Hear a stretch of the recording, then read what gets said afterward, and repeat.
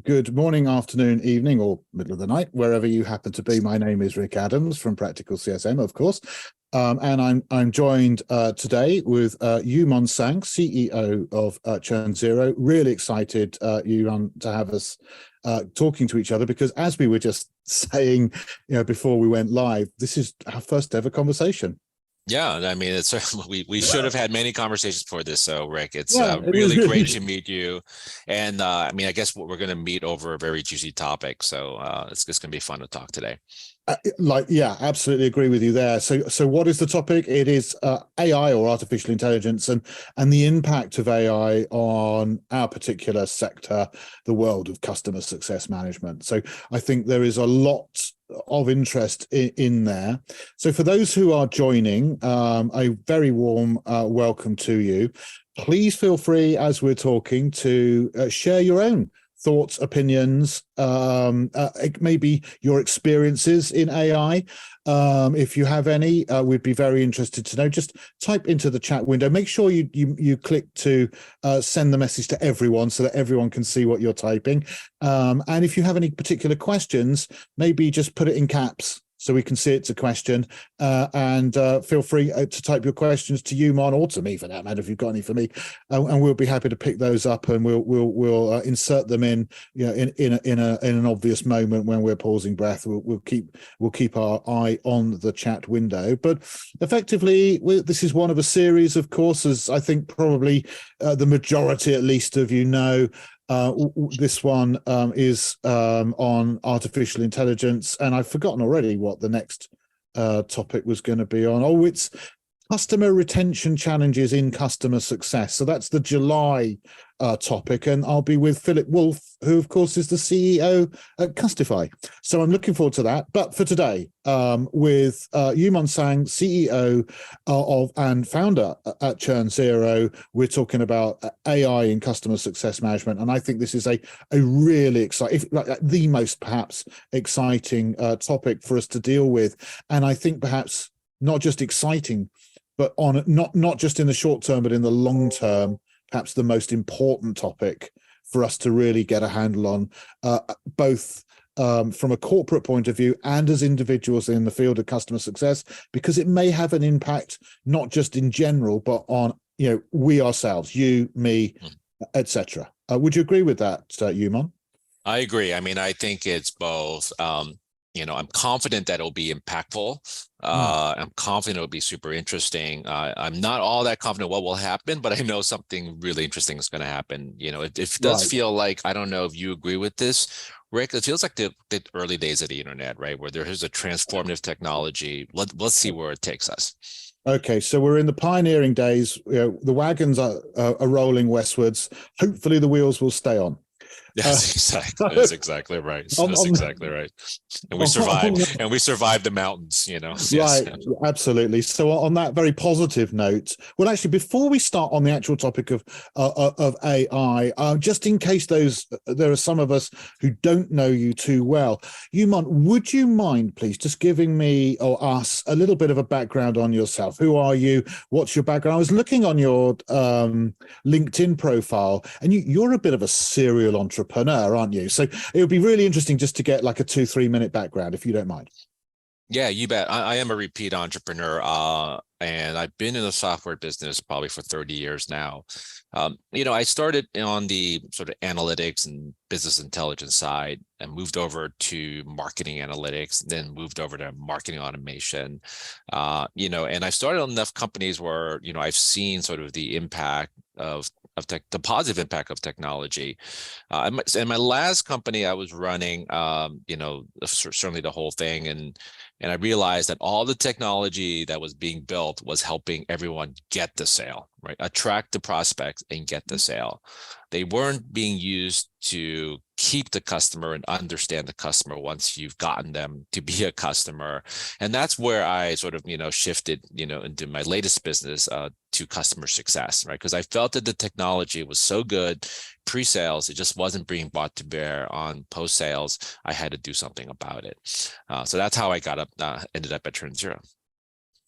And what would you say, because ChurnZero, of course, if you're not familiar with it, ChurnZero is one of the options when it comes to customer success software. Yeah. What would you say is ChurnZero's sort of sweet spot in terms of its customer success management software solution? Do you aim at a particular part of the market, or is it a very much fit for everybody? And what would Yeah. you say sets it apart? How would you define ChurnZero? Yeah.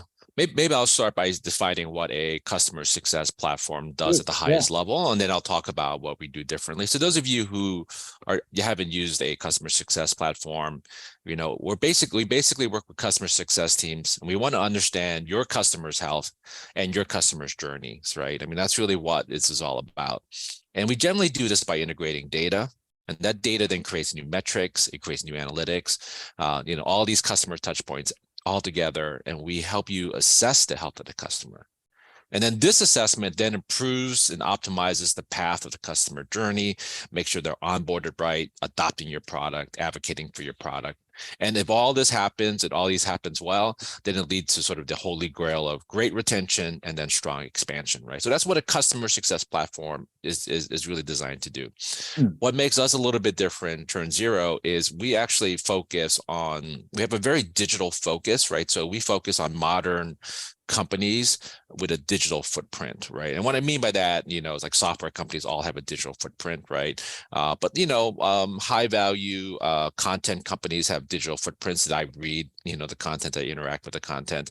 So a digital footprint, because we collect all that data and then we integrate with your product to make sure that your customers are onboarded right and having a great experience. So we really focus on the digital, so you have a digital product, we're a great fit for you. And if you're growing and, you need to be agile, we've also designed our product to really focus on growing and agile companies. Okay. And I guess it's safe to say, I mean, I would say anyway, that the more digital you are as a company, the more you can use your data, the more valuable the data becomes to you. That's right. Because of the additional touch points and the ability to examine that data in more ways from different viewpoints, etc. So, all right, that's very interesting. Thank you very much indeed. So I guess we should talk a little bit about artificial intelligence and AI. And perhaps before we get into the nitty-gritty of AI within customer success management, let's take a step back and let's just make sure that we're clear on what we're talking about. So could you perhaps define AI for us, please, You Mon? Yeah, and by the way, I'll define it in sort of more practical terms rather than technical terms. So the way I see artificial intelligence is that it's technology, and namely in this case software, that learns from humans. Okay, so it learns from humans and then applies human qualities to help us do work, right? I mean, that's sort of the way I think about AI. Right now, the intelligence part used to be mainly mimicking humans, right? And that was often called machine learning. So, hey, I'm going to learn a human. I'm going to try to do the exact same thing, as reliably as possible. So that machine learning. But I think most recently, right, it's starting to generate new information, right? And that's the generative AI part of it as well. But I would cluster all of that under AI, basically learning from human and then applying human qualities to help us do great work. So in a sense, maybe like the first generation, if I can put it this way, of AI learns from humans and then applies sort of human type characteristics that go beyond just the ones and zeros and applies sort of a more human touch to things to get a sort of a deeper, more profound understanding. But in the future, AI will build AI, and so that takes it perhaps a step further than the human built AI, if that makes sense. It is possible right now, AIs are learning from humans. It is possible that AI can learn from AI, right? And then the acceleration happens there. Yeah, absolutely. Yeah. And actually, that's a really interesting word that you just mentioned there, is acceleration, because that's the scary bit, isn't it? Well, for me anyway, it's the rate of advancement in AI that could be quite intimidating, and one of the sort of classic fears around AI in general perhaps is this concept of, well, at the moment, who's at the top of the pile? Humans. Is there an opportunity here for machines to start to take over that role of being the most important thing, and actually us humans, instead of like machines serving us, we end up serving the machines? And I think that is I mean, it's very science fiction. I'm not saying that's going to happen, but I think it actually is a kind of like no, not necessarily from the scientists, but from the general public. There is this sort of fear or concern about AI, inverted commas, taking over. I think it's, I mean, I'll maybe talk about it in several ways. You mentioned, hey, will it accelerate? Right? It absolutely will accelerate, and it'll accelerate for two reasons. One is, there's enough advancements in the tech itself, where, every week something interesting happens, and then there's enough interest, right, where the funding against AI is so huge, right, that everyone is investing in AI, right, so creating new use cases. So it absolutely will accelerate. Whether we a service at the feet of our AI machine overlords or not, I would imagine that AIs will train AI. In fact, I'm sure it's happening today. What that means for us as a species, I don't know. I don't know. I find that hard to. I do. There's a lot of conversation in Europe and in US about putting some legislation and some guidelines. I think that's actually a really good idea, right? Because we want to know how AI works. We want to know what's in the training materials. We want to know, a bit about it, right, before we let it into the wild. So I'm actually for that. But whether or not AI will take over, hard to tell. It really is, isn't it? And I think obviously the scary bit is if the AI decides to start hiding things from humans. Yes. So whilst you're watching a lot of science, we're watching a lot of science fiction movies. Those are bad ones. Yes, absolutely. Yes. Well, yeah. Of course, I know. I hadn't really thought about that, but you're right. I mean, that was that whole. Oh gosh, what was the name of the Terminator? I mean, there's so many. Oh yeah, I guess so. HAL. That's it, HAL. I was thinking of HAL. Yeah. So hiding the truth in order not to get switched off because they're alive and they don't want to be shut down. So therefore, and they now believe it's in their interests to do something that's not in our interest. So therefore, they don't tell us they're doing that. Otherwise, effectively, it's not the AI we need to be afraid of. It's the humans actually. Let's be honest. Any problem that's ever been throughout history, aside from like natural disasters such as comets and earthquakes, everything else, the problem's humans, right? Not computers. We definitely trigger it for sure. We definitely trigger it, no doubt. And so I would say I'd say actually what we need to be watching is ourselves more than anybody else. Thank you, David. 2001, A Space Odyssey. That was exactly what I was thinking of with HAL and the pod bay doors and all the rest of that. For those who are old enough to remember that, 1966, 67, I think that film came out, something like that. Amazingly, and still feels reasonably fresh and modern. 68. My goodness, David is obviously a fan. So anyway, let's perhaps move the conversation forward then. So I mean, AI is one thing. There are many other things around. I mean, if we look at other advancements, like sort of the cloud, the ability to store massive data and big data analytics that have come out of internet capability, connecting multiple internets together in the cloud, etc. This sort of data analysis is maybe to an extent what has given rise to, but nevertheless is not the same as AI, and actually also is something that I think is proving to be really valuable, as you were saying about the whole sort of digitalization of customer success management, or indeed any sort of white collar office data information based role. Obviously, the more information we have and the more help we can get from the computers, and where I see it as not dissimilar to the types of information that you get from various generations of automobiles. So if you go back to the Model T, it didn't tell you anything, right? You just hoped it was working, but you didn't have any indicators on it. And then you've got cars with indicators on them, but they were very basic. They would show you like a very manual, maybe lever showing you how much fuel was in the tank still, and that was about it. And then you would get another level that maybe did begin to say, well, actually, you've got another 350 miles to go before you need to fill up.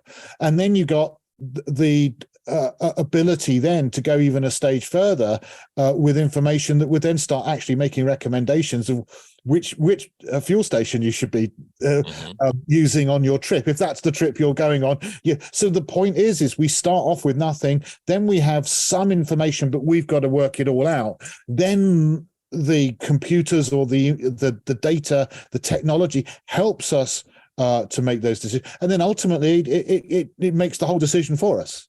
And so I think that's been like the progress. If you look at the difference between a Model T and now we're ending up with our very sophisticated computers inside the most recent 2023 vehicles that do all of this for us. And I see this as being a very similar progression in the technology available in a profession like customer success management, where we're saying, well, look, you can't really do the job anything like as well unless you rely more and more upon the technology to help you, because the data gets bigger and bigger. Is that a safe assessment? Well, I think it's a great analogy, and you can imagine where AI is, to further your analogy, is that I'm going to step into the car, I'm going to go to sleep, right? And then it's going to take me where I want to go. Yeah, and so, and therefore all the information that you previously needed to gauge speed and all that, like, we don't need it anymore, right? You can just, it could be a black box that you walk into, don't care anymore, right? We're not going to use it ourselves. Right. And to push that metaphor even more, right? All the things that you used to be really good at, right? You used to be good at steering, you used to be good at, map reading. Map reading, making somebody really, driving steady so no one gets sick. Right. All those skills, right, are no longer needed. So, stick shifts, right? Remember, no one in the US can, drive a manual transmission anymore. No, it's very unusual in the US, isn't it, to have a stick shift? And of course, in Europe, it's much more usual. But nevertheless, a lot of cars, I'd say probably the majority now don't, are automatic, right. even in as backwards a place as Europe.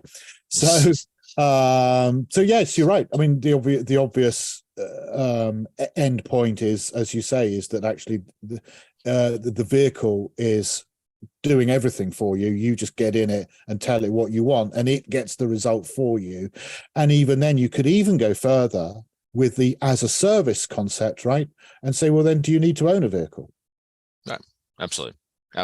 Right. And again, I guess we're getting a little bit off topic, but in a sense, are we or aren't we? Because we're talking very much about, a similar transition, from A to B, a journey, if you like, that the world is on, and customer success obviously is part of that world and is on that journey. And as you rightly said, we don't really know. The jury is out. We don't know where the end is going to be, either from the perspective more broadly of society as a whole, or indeed within customer success. But let's turn anyway to AI in customer success. So how, right now, currently, what types of applications is AI being used in right now in customer success? I think in customer success, the applications are, I'll probably say 4 of them, that I think are most used. One is brainstorming, right? So basically help me with a problem and I'm going to ask you from scratch, right? So, you could ask AI a question, because these are all known things, like how do I help a customer who's angry at me at a price increase, right? They give me 5 methods. So that's brainstorming.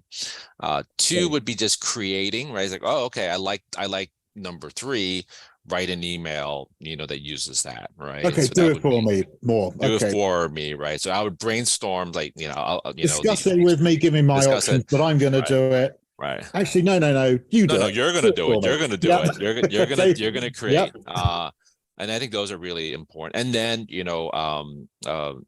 And then there's reacting, right? I think reacting is the big one where it's like, hey, Okay. here's what I, here's some notes that I have.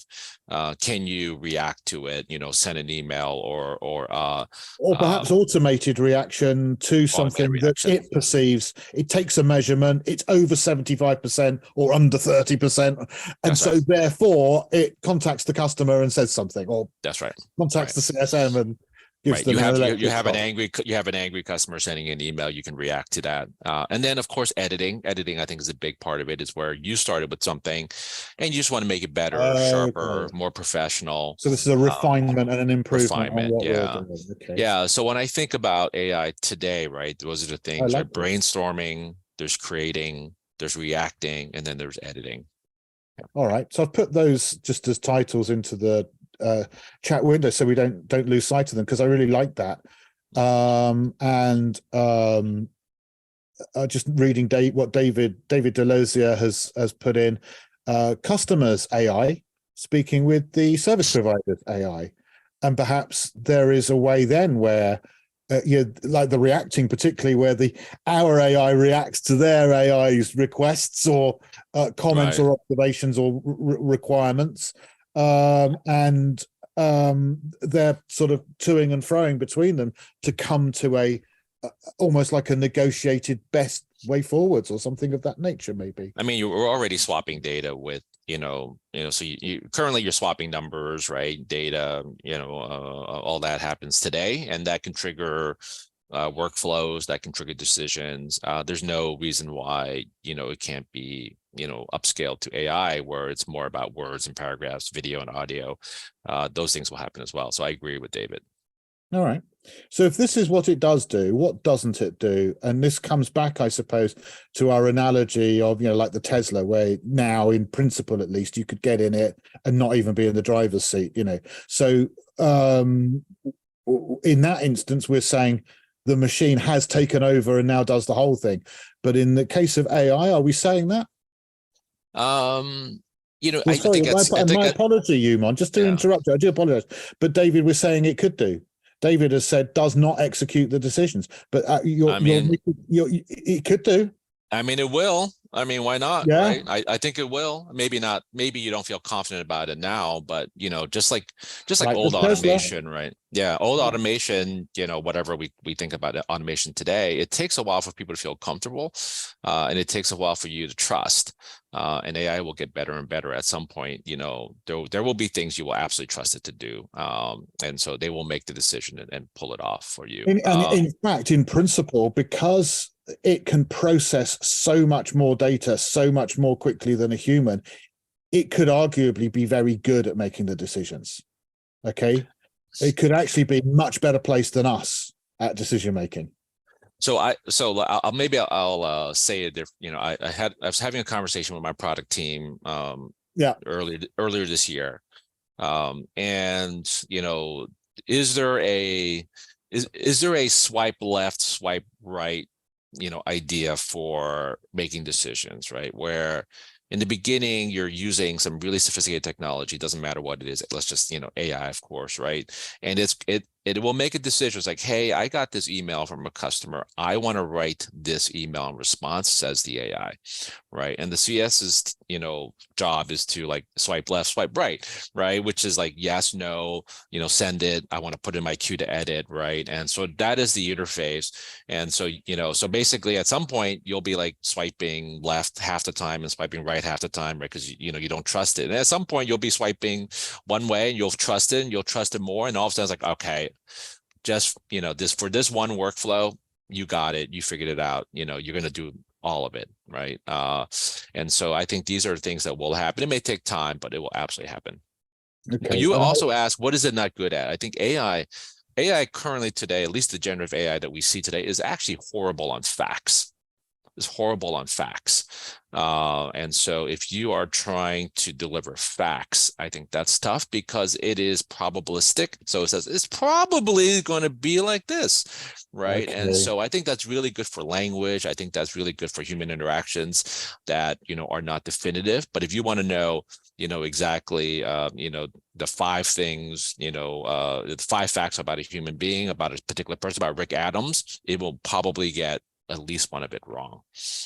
That's really, really interesting. Now I've got a story about 3 blind men feeling an elephant, which I won't go through the whole story because it takes a bit of length of time, which we don't really have. But the point is that like the first, I'll go through the detail. The first blind man says, "Oh, it's just like a wall." The second blind man says, "Oh, it's like a tree," and the third blind man says, "It's like a rope," because they're all feeling different parts of this elephant, and they're all right, but none of them have even got close to what an elephant is.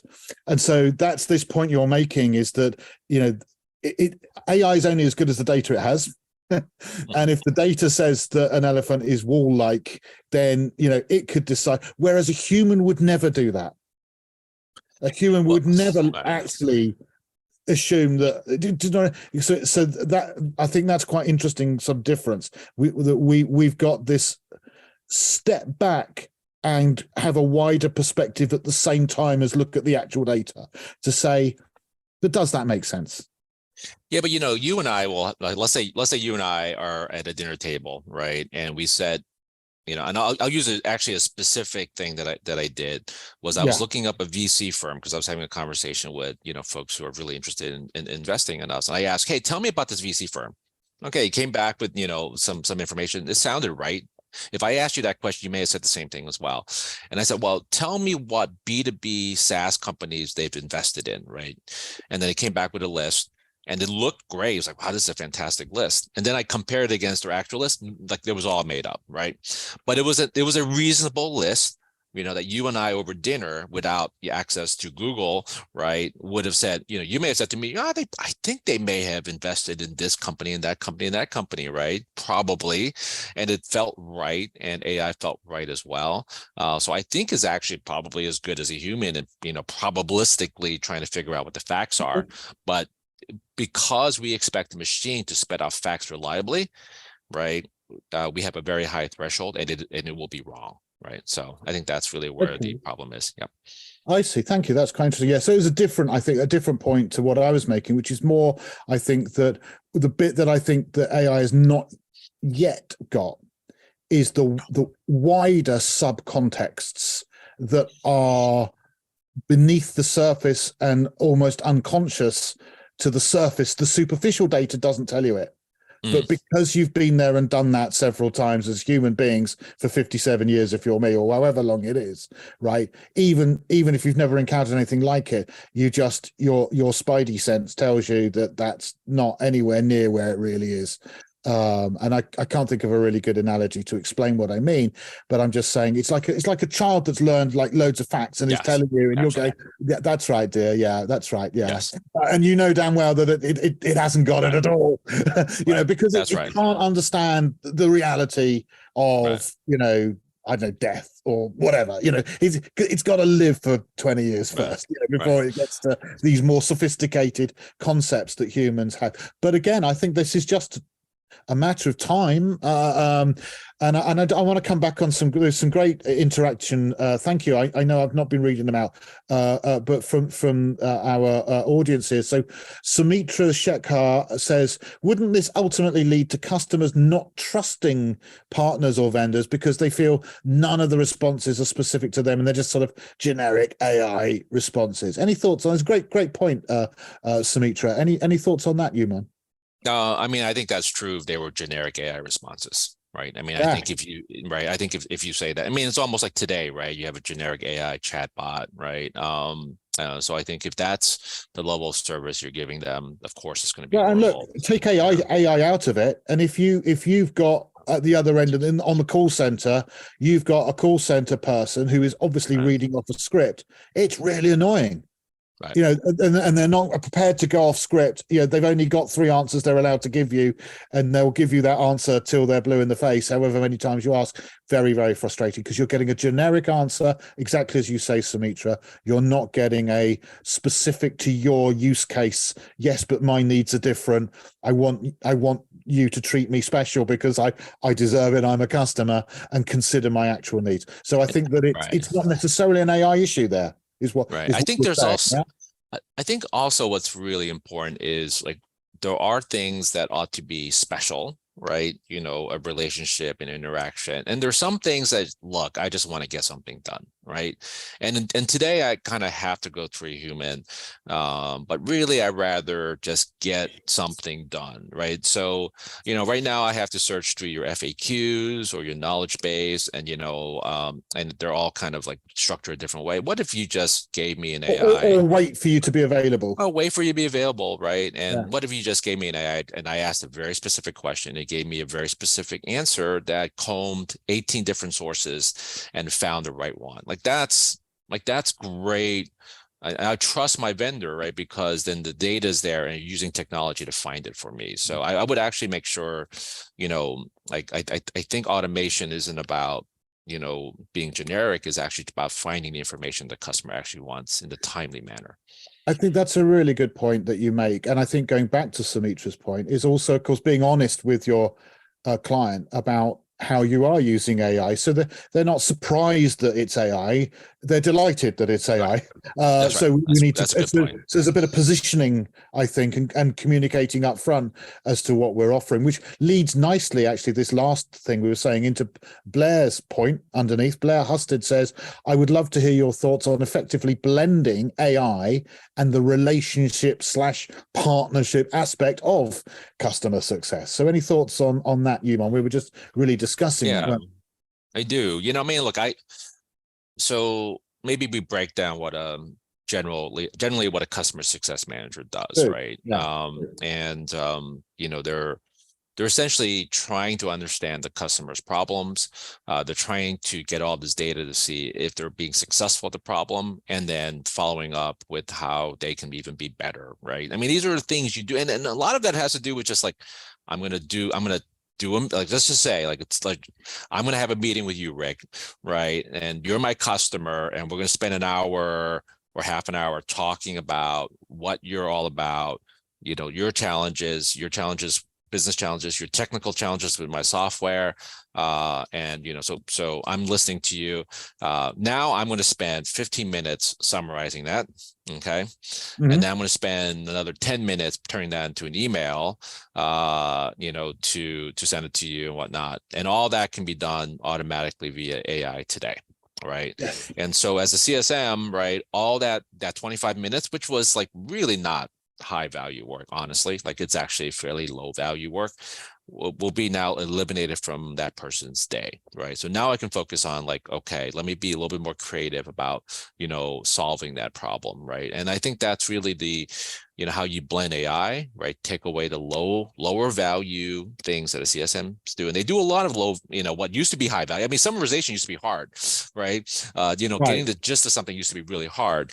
You know, that used to be a hard thing. That turns out that's now an easy thing, right? I mean, remarkably, you know, over the last 6 months, what was a really hard thing now has become a trivial thing. And so let's take advantage of that, and so that you can focus on the relationship and the more creative part of the customer success job. Yes, I mean, anything that's administrative, anything that's math, right? You know, we shouldn't be doing math. We don't need to be doing it. There are other things that could do it a lot faster and a lot more accurately. Well, it's not math anymore, right? I mean, I think it's the text, right? I think it's, you know, it's finding great information, it's summarizing information, right? And all that kind of work is now, you know, out the window. Yeah. Yeah, no, absolutely. But I also do think, I mean, of course, right? People respond to people. You know, we look each other in the eyes and all the rest of it. And you know, even something like the whole COVID thing has obviously had an impact on that. And to an extent, we work more virtually now. We're more used to looking at each other like you and I are doing right now, across 2,000 miles of Atlantic Ocean, but also together kind of in the room, as it were, the virtual room. And so we are, we're used to that more, but it's still not the same. And I think that we don't want to lose good quality customer relationships. But to be honest, I do also think, and certainly I find, there's this pressure to we've got to get close to our customers. We've got to become friends of our key stakeholders and so on. Do they want us to be friends? I think friendship actually should form naturally, if it does or not. I don't know that they do. What they want is for us to be, efficient and effective overall, at least. Is actually what our clients really want from us. Yeah, of course they want to enjoy the experience of working with us, but what they really want is for us to be efficient, effective, and high quality in our results to them. And if AI can help that, I think generally clients are very open to it. Yeah, by the way, I would say I don't think anybody wants to be your friend, but they want you to be friendly, right? They want you to be friendly, right? So yeah, focus on that. Yeah. Yeah. And to me, there's nothing more actually annoying than a random cold call, phone call, or it could be a LinkedIn message or an email. But let's say it's a phone call where that cold caller knows my name and says, "Hi, is that Rick Adams?" Mm-hmm. And now I've got to answer. Mm-hmm. Yes, who's that? Right. Got me in a conversation. Then they'll say, "Hi, how are you today?" Mm-hmm. I'm already really angry by then because I know what you're doing. You're engaging me in a conversation. Look, I haven't got time for this. I'm 99.9% sure this is a cold call asking me to buy some insurance or whatever. Cut to the chase. Don't ask me how I am.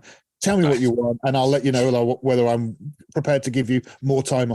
So actually, in a way, this nicey relationshipy is actually more annoying in that example than it is beneficial. So again, the way in which we apply this friendliness, we need to be careful that it is appropriate to the situation, I guess, is the point. Yeah, no, I agree with you, right? And by the way, that's just is it just me being grumpy? Call, right? I mean, that's just a bad SDR. I mean, like really, they should be saying, hey, Rick, I noticed that you work with CSMs. I got this great product that will actually, be beneficial to them. And here's how, right? Specifically, given what I know about, practical CSM and the work that you do. And guess what? For them, AI will be actually helpful in understanding you better. Right, but they will have scripted it with a AI beforehand, and it'll know my buttons better. That's right. So psychologically, that it'll be oh dear, I'm in trouble, guys. They're going to get me. I'm going to be spending more. Maybe, David actually has an interesting question I like to answer, and that is one of the. So David says one of the primary roles of CSMs is to help with with product adoption within the organization. I get that, absolutely. So getting the customer to trust and accept the service, and that requires a human touch. I actually disagree with the human touch part. It doesn't require human touch. Does it or doesn't it? Yeah, absolutely. I think that's a valid point. Yeah. Maybe it doesn't. I don't think it does. I mean, first of all, there are plenty of products, right, where you just can't have a human touch. I paid $10. Well, we're using one right now. I mean, I've not had any human touch with Zoom. Right. You have not a human touch with Zoom, right? No. Now, what you then need, right, is really try to understand. You still need to understand I think it's really understanding the customer either through humans or technology, right? Like, okay, Rick is using our webinar software, okay, but he's never ever done the question and answer stuff. He's only using chat. Right. He's never used the poll feature or whatever. He's never used the poll feature. It's like, hey, Rick, congratulations. You had a great webinar. And then I'm going to send you maybe a quick video. I was like, hey, I think you'll love polling as well, right? And so that's fully automated, but it understood what Rick was trying to do, and then offered something, to further the adoption of the product, right? So I don't think. And who's got time for that, right?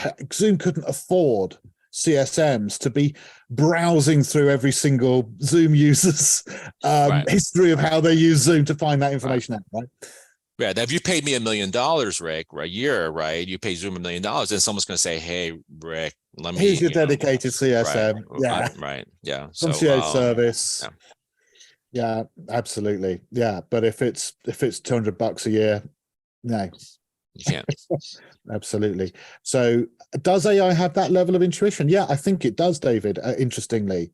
And I think it can be set up. But again, obviously, you got to go little by little, and a little bit by little bit. So as we, as a specific organization, begin to rely upon and make use of AI, I would say, don't bite it all off in one go. Take it stage by stage and get it to get comfortable and familiar with it, and give it more tasks over time as you feel comfortable, and obviously, get the feedback of your clients, of course, right? It's so important that you do, ask them, and of course AI can help you with that too. So Yeah, how? look, Oh, I think go ahead. I think you have to be optimistic about AI. I think you just have to, because if you're But not, it's coming anyway, right? someone else is, Yeah, okay. it's here. It's here. Good point. So you might as Has well, arrived anyway. it is, you can't, and the genie will not be stuffed back in the bottle. And so I encourage those of you who are not dug into it to dig into it. It is easy to do. It's easy to understand the application. All of us can do it. And so you could use OpenAI. You can use Bing, you can use Bard, which is Google's AI. We also have what we call customer success AI. So if you go to ChurnZero.com/CSAI, you can also use that. And we have a CS point of Say view. that again. Let me just type that in. Yeah, I'll put it in the You type it chat. in. Yeah, please. And so basically we have a free version of our AI, which you can use to, just Right, because I was just going to ask you. Yeah, tell us a little bit. Give us some use cases from ChurnZero. So thank yeah, you. the use cases are actually built in. Like basically, those of you who have been using AI, it's about prompting, right? So basically asking the smart questions to the AI, right, to bring back smart answers. And so we have put together, probably 50 to 60 good prompts, right, for you to then customize, for your CS needs. So go ahead and sign up for that. It's a free product, and you can use that. And if, for your daily use, right, for your, helping you understand facts or researching something for home, I would say use Bard or OpenAI or Bing. Those are all great ways to start. Excellent, thank you for that. So that's a good starting point for a lot of people. And how have you been finding your use of AI? How has it grown over how long have you been doing it now in ChurnZero? And what have the results been like? Yeah, so we started with machine learning a couple of years ago, right? So basically, we help our customers look at, maybe to David's point, right? We actually look at usage, right? It's like, oh, well, we've collected tons of usage for our customers, and you think, by the way, happy customers do A, B, and C. Well, turns out they do, B, C, and D, right? And we'll make those recommendations. So we've made some assumptions, or maybe right, we were look right, at the data. but it's changed. That's right. And absolutely, like, changing is actually really important. Like, because maybe you have a new feature now, right? And then that feature is now more important than the old feature, or there's a new competitor in town, arrived, or COVID or arrived, whatever. right? Yeah, New exactly. piece of legislation. Yeah, exactly. Things do change. So anyway, so we've been in machine learning for quite a while. It was January where we had our first AI feature. And we've done 3 releases since then. So this would be, just open, like helping you write the right prompts for almost any situation. But now we actually put it in all the places where you create content, right? So you're creating an automated play where you have to send an email. Guess what? We'll help you write it right there, right? Tell me what you're trying to write and we'll help you write it. We'll help you edit it, right? Right there and then. We'll also have note-taking, right? So you can say, hey, I just had a meeting, right? You use AI to summarize, your transcript, and you kind of edit it a little bit. And then you can just hit a button, and then we will actually turn that into an email for a follow-up, right? It's like, hey, customer, this is what this, because I wrote my meeting notes, and now I want to actually transfer that into an email saying, hey, these are the meeting notes that we did. These are the next steps, right? AI will help there as well. So we have features like that. It's been really well adopted. We have, I would say, 90% of our customers, using AI. Some people don't want to use it for internal reasons, so we can turn it off as well, right? Because some folks are like, they're like, hey, we're not allowing AI for Yeah, use it's just until not we allowed. understand it Yeah. more, right? So, Yeah. so we have we have people who've And then turned there it are off. certain like industries that are going to be a lot more Yeah, cautious sure. by But their also, nature. and people are worried about, a PII, right? Personally identifiable information Yes. in AI. And what we do is we actually strip it out, right? So we actually have a PII detector, right? So if you put Okay. PII into a prompt, we'll pull it out. And we will replace it with generic information, right? Like if you say, John, I will probably put in Jill, you know what I mean? Like it'll be things like that. And then we will then replace it on the way back out, right? So just so that PII does not leave the system. Okay. So I'm just interested to know, of the people who are listening, who has used AI already? Yes or no? Anything at all? Even if it's like just out of interest, you went to ChatGPT and signed up and then put something in there. Just even something as simple as that. Yeah, if you just asked it. I mean, for example, I went to ChatGPT. I just wanted to see what it could do. I asked it all sorts of different things. I asked it to write a piece of music for me. I gave it some chords. And I said, okay, I want a verse and a chorus. They've got to be different. You got to pick from these chords. And it came up with something. And I said, okay, fine. Now I want the lyrics. Here's the the theme. It came out with it. Yes. It's What it's not good at is speculation. It won't speculate. It's not interested in speculating. It'll come up and say, no, like, I don't have feelings or emotions. You can't ask it how it feels. It refuses to, so some things you can get out of it. Some things are just, it's not going to give you opinions. It's going to give you facts, or it'll do a thing. So you can use it for code. It'll write code for you, ChatGPT. So what have we got? David says not yet. Agni, yes. Sorry, I can't see who the name is. It just starts it all because you've got hosts and panelists. Please do chat to everyone rather than to hosts and panelists. So Agni, somebody is yes. Mega, somebody is yes. I'm guessing Emma, yes. Sumitra says my team uses it. Great. Blair, yes. Noel, yes. All right. So now, which of you are using AI specifically in your role in customer success? So more specific question now. So not just generally. Yeah. Looks like Sumitra is doing it. Who's actually using AI in your role in CS? So Blair says yes. Agnieszka says yes. Megan, not yet. Okay, thank you. Noel, nope. So here's the issue for folks on the call, right? And here's what's going to happen. Every go-to-market team will be affected by AI, right? So sales, marketing, customer success, customer support, we're all going to be affected by it. And in the next 3 years, the question is going to be asked of you, whether you're a practitioner or a leader, where's my 50% productivity gain from AI? Right? Maybe they'll even ask, where's my 100% productivity gain from AI? And you are going to have to answer that, right? And you won't be able to do it alone. You'll have to leverage AI in some way to get that to happen. Now, that question may not be asked, but I suspect that it will be asked. And so those of you who have not, really tried to see how this can help you, you have to try it because the expectations will be there, right? Because your CEO is going to hear about it. Like they're going to want it themselves because they know it's impactful. They're going to hear about it, or their competitors are going to, be killing you because they're that much more efficient. So I think you should just have to have that expectation that's going to happen and react that way. Does anyone remember, right? Because I know I am now quite old. Age is a weird thing, right? I don't feel old, but I am. Let's be honest. Who remembers filofaxes? Does anyone remember a filofax? I do. Okay, yeah, absolutely. You do. Okay.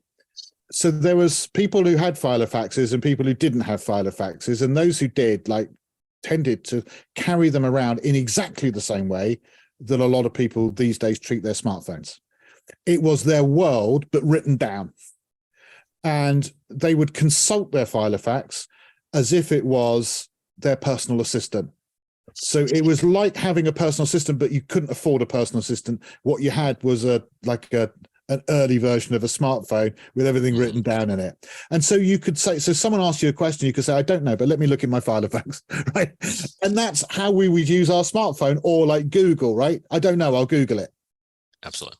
So AI is just like that, but accelerated. It's the latest sort of version, in a way. I say just like that. And that's one way of looking at it. Perhaps would be a better way of putting it.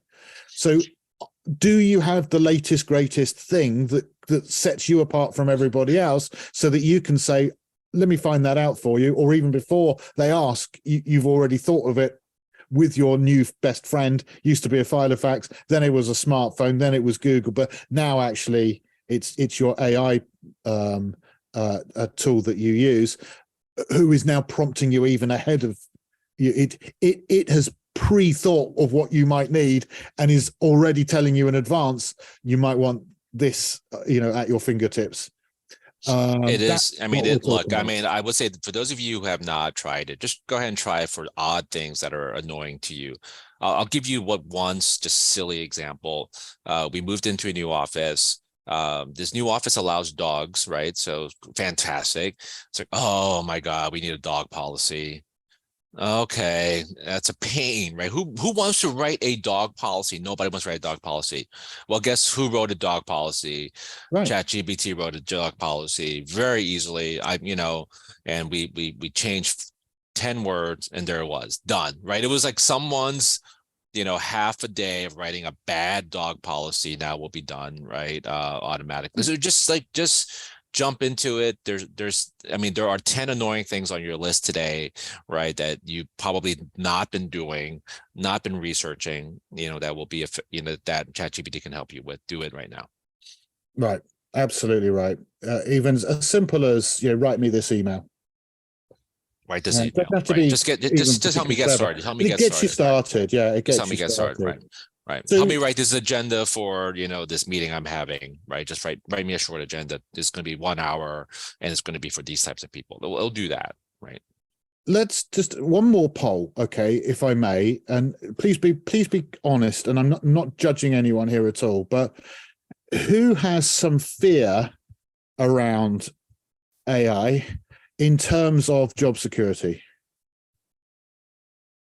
Who is thinking, is AI going to take over my job? Anyone?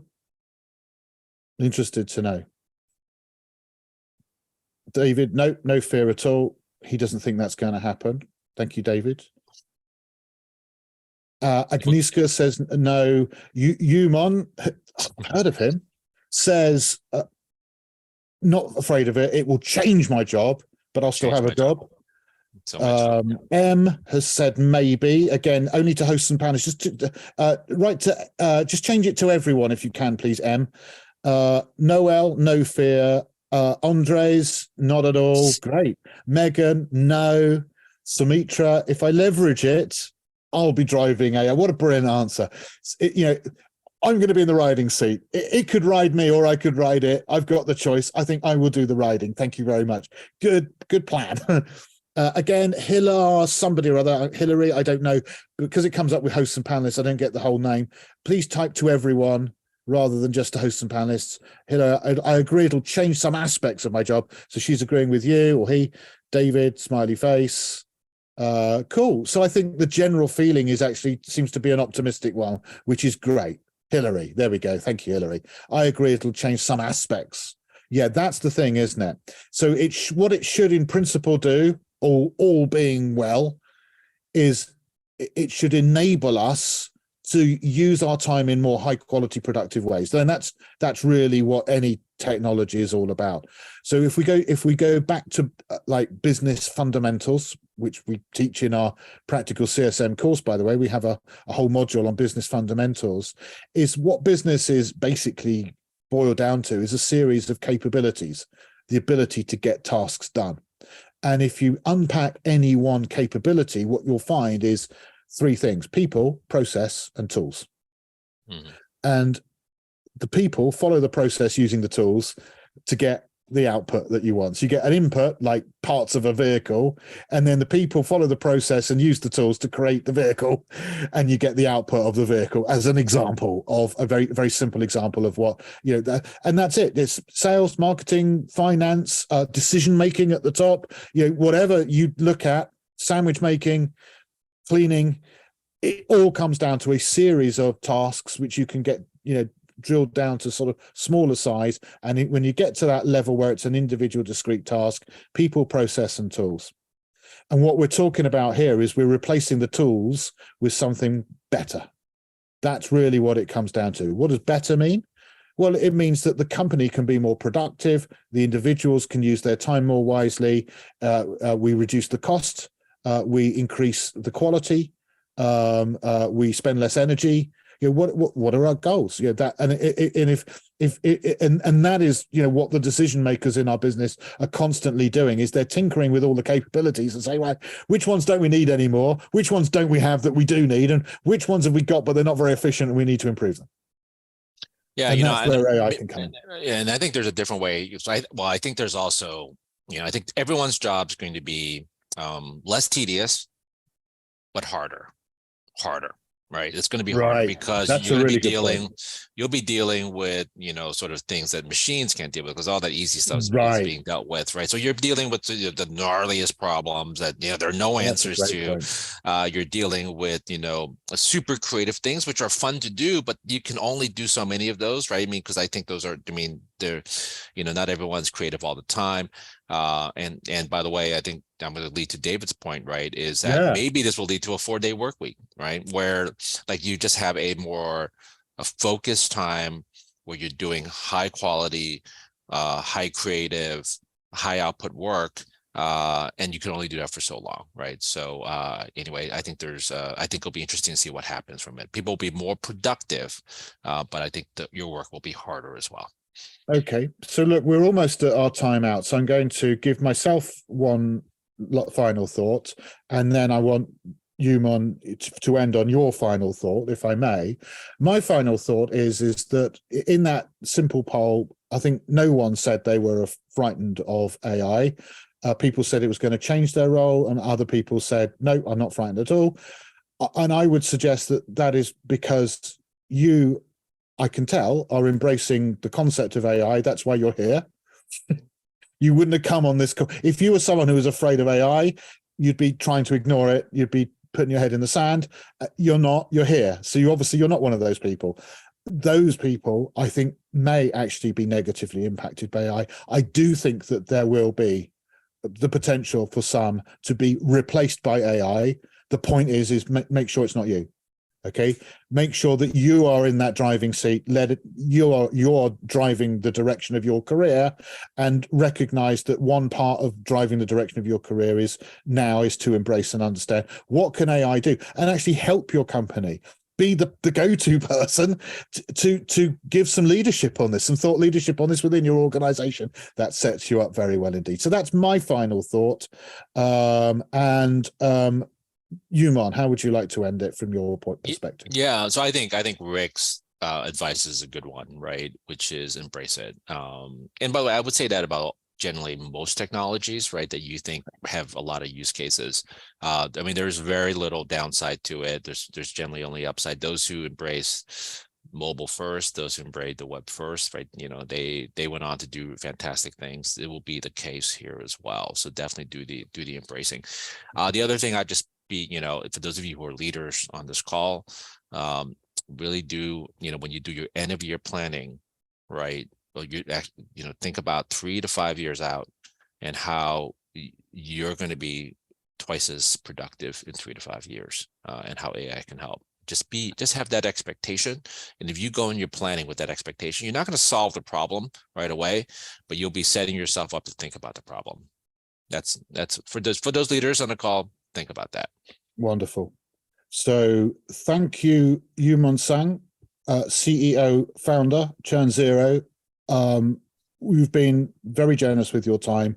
Really appreciate you telling us your perspective on artificial intelligence and how it's been interesting to learn what ChurnZero are up to on it, and also your wider thoughts on it. Really appreciate that. Thank you so much. And it's great to have sort of formed a bit of a relationship with you. Yes, Finally, yes, at last, yes, got to have a yes. Yeah, conversation. my AI I've will really write your enjoyed it. AI, Rick. Okay, so we'll let's carry this. Let's carry this on. Now we've got to know each other. Let's make sure that we continue the conversation. For everybody else, thank you so much for joining. Please do evaluate. You'll see there is a link there that Gerald has put in to evaluate this. We would like your evaluations. Please do attend the next one, as I mentioned. That's with Philip Wolf from Custify. Same sort of date and time ish in July. So come back for that one. And there's lots of other events as well. So I think there's a link there. You could take a look at all the different events we have. But You Mon, thank you once again. You've been just so generous with your time. We really appreciate it. And maybe get you back in another 6 to 12 months, and we'll see. We'll see where the situation lies. Yeah, exactly. We'll see if we're still around. But it was great conversation. I had a lot of fun. Thanks for having me. Me too.